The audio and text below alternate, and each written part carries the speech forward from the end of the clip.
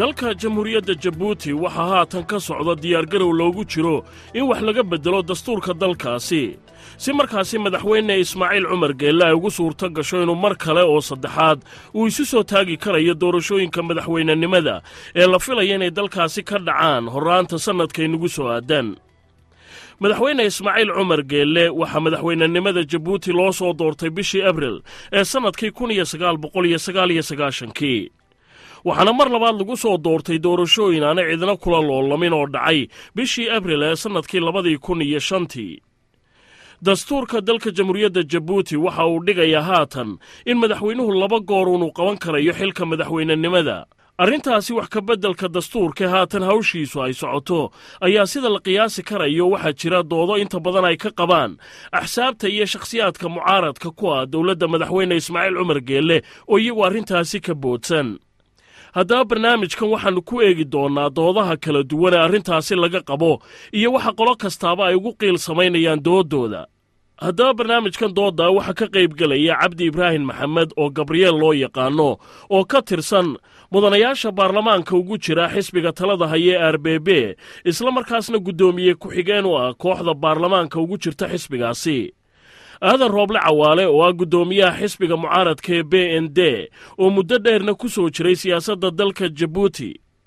daahir axmed faarax oo daaf loo yaqaano oo ku nool duleedka magaalada Brussels ee dalka Belgium oo madaxna ka ah xisbiga loo yaqaano MRD ee mucaaradka dabadjooga iyo garyaqaan Idris Casoowe oo isagu taageersan madaxweyne Ismaaciil Cumar Geelle iyo xisbigiisa RBB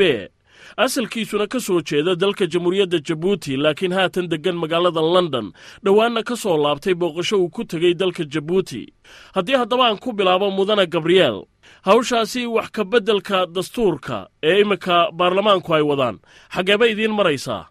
waa su'aal wanaagsan waxay maraysaa inaanu maxaato guddi adoog la yidhaaho adoog oo ku jiraan xusbiyaasha kale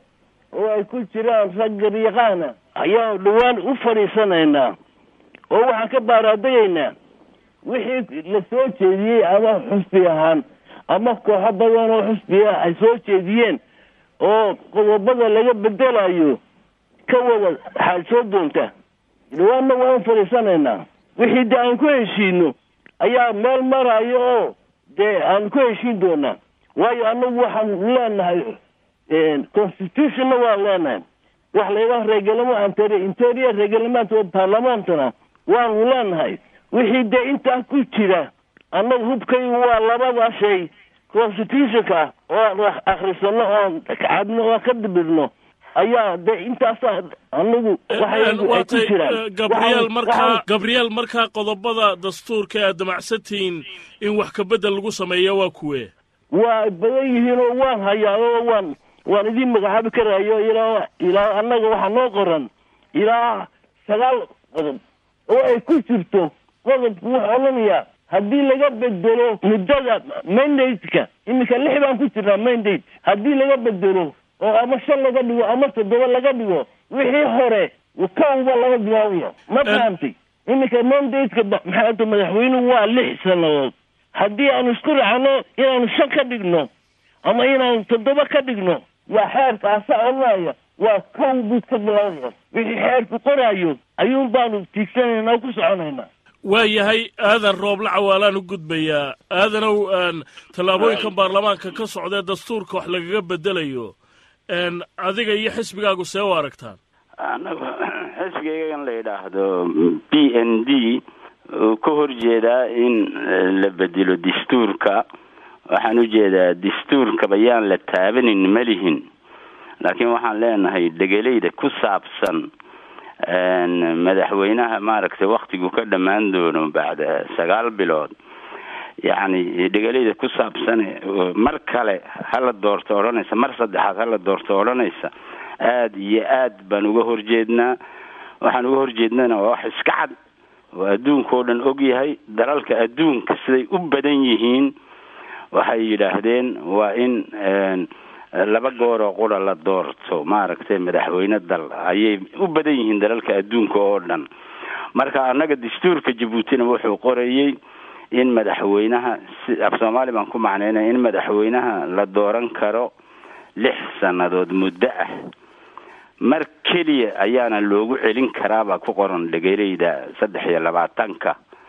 marka ka in la bedelo de anagu haddaan xisbigan aan hogaaminayo yahay waan ka horjeedna aad iyo aad waayo de maxaan uga horjeednaa waxa weeye waxa loo sameeyey dhegelaydaas halkaas 23-ka ee dastuur ku qoran wax weyn isbedel dalka ha ka dhaco ma aha qof qurahaatay ha joogo ilaa intuu dhimanayo ma aha xisbi qurahaatay uuna ha hayo talada ilaa intay dunidu rogmanayso de ma aha baan leenahay wanaag baa ku jira inuu isbedel dad yimaado isbedel xisbi yimaado waa sida waxaan uga horjeednaa aad iyo aad laakiin waxyaalaha kale laga bedelayo dastuurka ma malihin lama bedeli karo sida walaalkayga iga horeeyay uu leeyahay matlan muddada loo dooranayo madaxweynaha in hala gaabiyo haduu leeyahay taasan weliba u badannahay yaan la bedelin malihin taasoo kale dimuqraadiyadda la ballaarin oo dhegeleeye kala lagu daraya hadda la leeyahay de anagu ma diidanin anagu taan diidanahay waxa weeyin madaxweynuhu had iyo jeer ha joogo tafaasiisha way noo soo noqon doonaa laakiin mowqifka adiga iyo xisbigaaga waad caddaysay haddii aan u gudbo Idris Casoowe oo ah garyaqaan asalkiisu reer Jabuutiya haatanna ku nool magaalada London taageersanna madaxweyne Ismaaciil Cumar Geelle iyo xisbiga RBB Idris Casoowe arrimahan aadan rooble uu ka hadlayay macquul miyaan kula muuqan adiga in xusbiyada siyaasadeed Jabuuti ka jira sidoo dastuurku sheegayo in waxa loogu talagalay inay hawsha dimuqraasiyadda iyo siyaasadda ka qayb galaan iyagoo madax bannaan tan la isku haysta waxa weeyaan dastuurka ma la bedeli karaa anigu waxaan nin kastaba na dhageysanaya xasuusinaya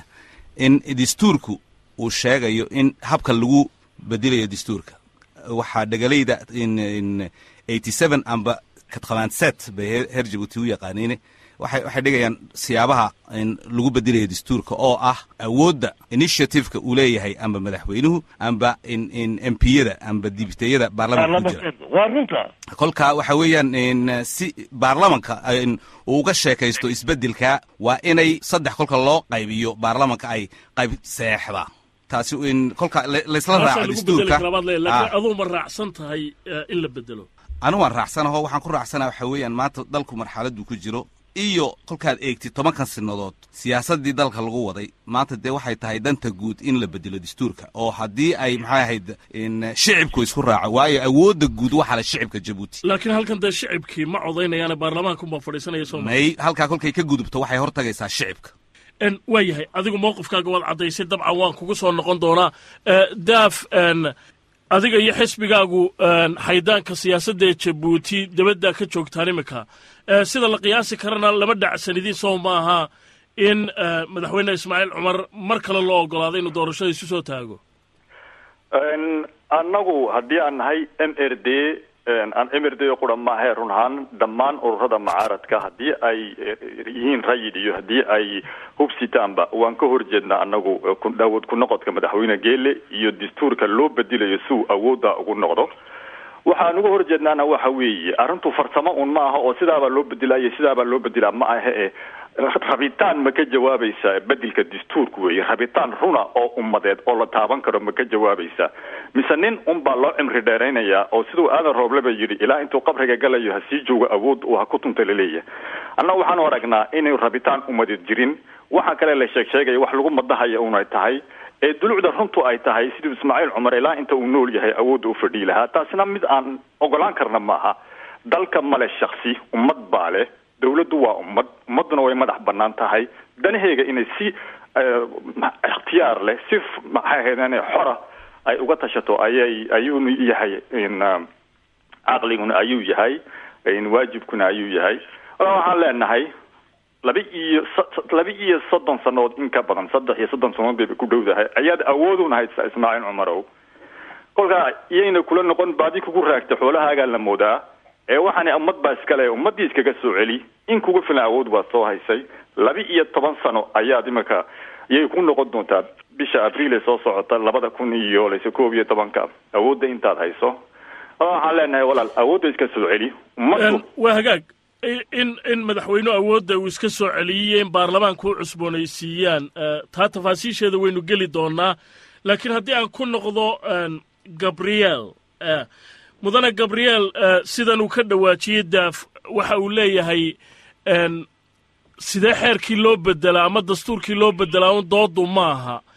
waxa weeye rabitaankii shacabka maaha arrin ka turjumaysa adigu taa lama qabtid soo maaha lama qabo oo qodob haddii la bedelayo mar waa in 24 saacad la helo mar waa in